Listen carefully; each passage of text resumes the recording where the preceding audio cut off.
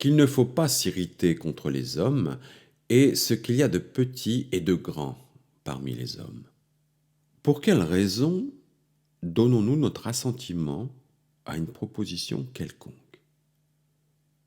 C'est qu'elle nous paraît être vraie. Donc, à ce qui ne paraît pas être vrai, il est impossible de donner son assentiment. Pourquoi? Parce que c'est la nature de notre pensée d'acquiescer au vrai et de ne pas agréer le faux, et en face de l'incertain, de suspendre le jugement. Quelle est la preuve de ceci? Aie l'impression, si tu le peux, qu'il fait nuit maintenant. Ce n'est pas possible. Écarte l'impression qu'il fait jour. Ce n'est pas possible. Et ou écarte l'impression que les astres sont en nombre pair. Ce n'est pas possible. Donc, lorsqu'on donne son assentiment à l'erreur, sache qu'on ne voulait pas le faire, car c'est toujours contre son gré qu'une âme est privée de la vérité. Comme dit Platon, mais on a pris l'erreur pour la vérité. Eh bien, dans le domaine de l'action, qu'avons-nous qui corresponde à ce qui est ici la vérité ou l'erreur? Le devoir est le contraire du devoir, l'avantageux est le nuisible, ce qui me convient et ce qui ne me convient pas, et toutes choses semblables. On ne peut donc trouver une chose avantageuse sans la choisir? On ne le peut.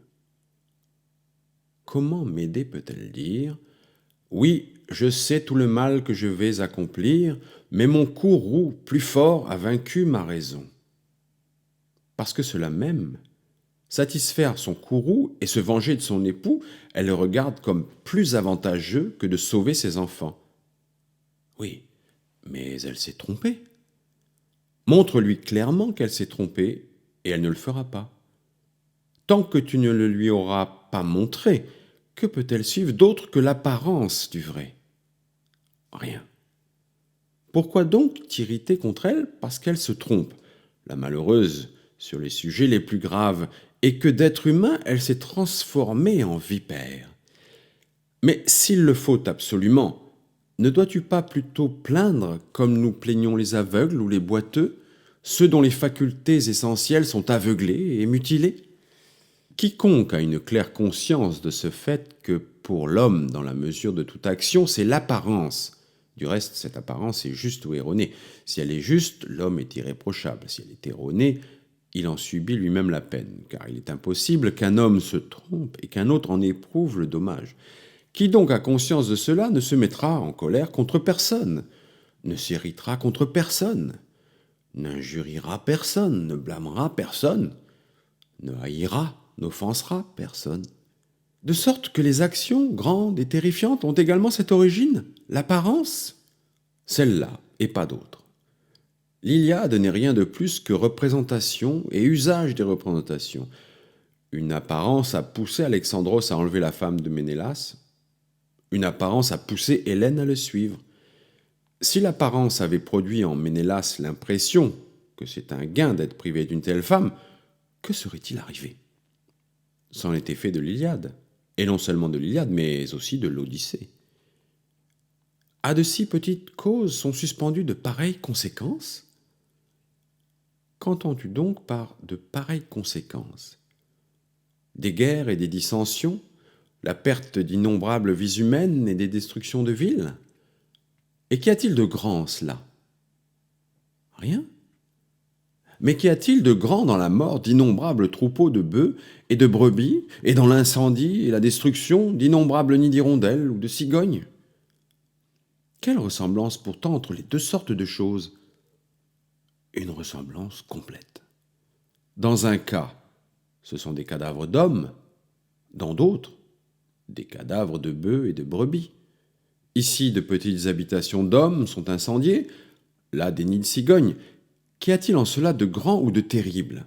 Ou montre-moi en quoi diffère, comme l'habitation, une maison d'homme et un nid d'oiseau, sauf que l'homme bâtit les maisons avec des poutres, des tuiles et des briques, tandis que la cigogne construit le nid avec des branches et de la terre. Y a-t-il donc ressemblance entre une cigogne et un homme? Que veux-tu dire?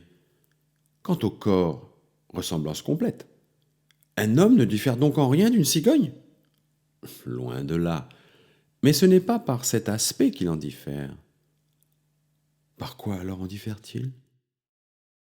Cherche, et tu trouveras qu'il en diffère par autre chose.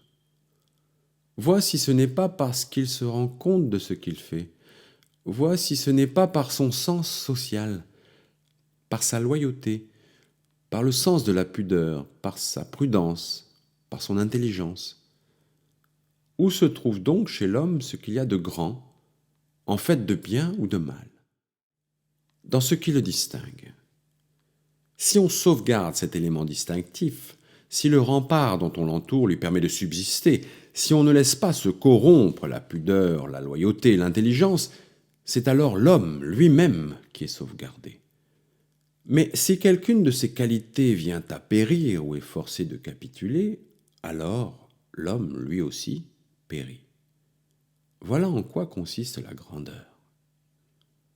Le grave échec d'Alexandros s'est-il produit quand les Grecs survinrent et dévastèrent Troie ou quand ses frères périrent? Nullement.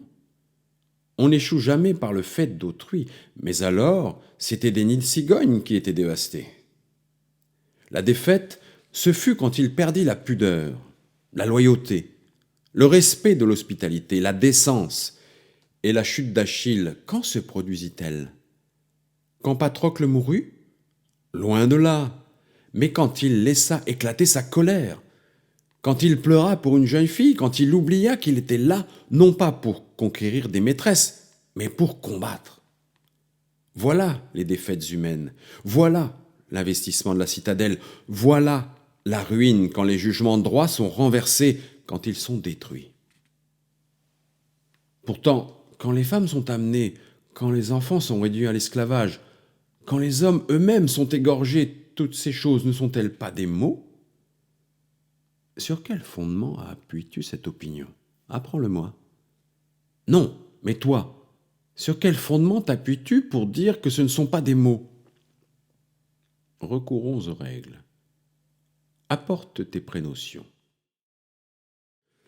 Voilà pourquoi on ne peut s'étonner assez de la façon d'agir habituelle.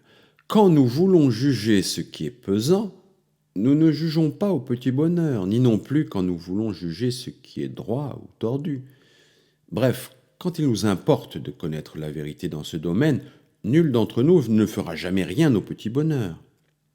Mais s'agit-il de la principale et unique cause du succès ou de l'erreur, de la prospérité ou de l'adversité, du malheur ou de la félicité? Dans ce cas seulement, nous nous livrons au petit bonheur et à l'irréflexion.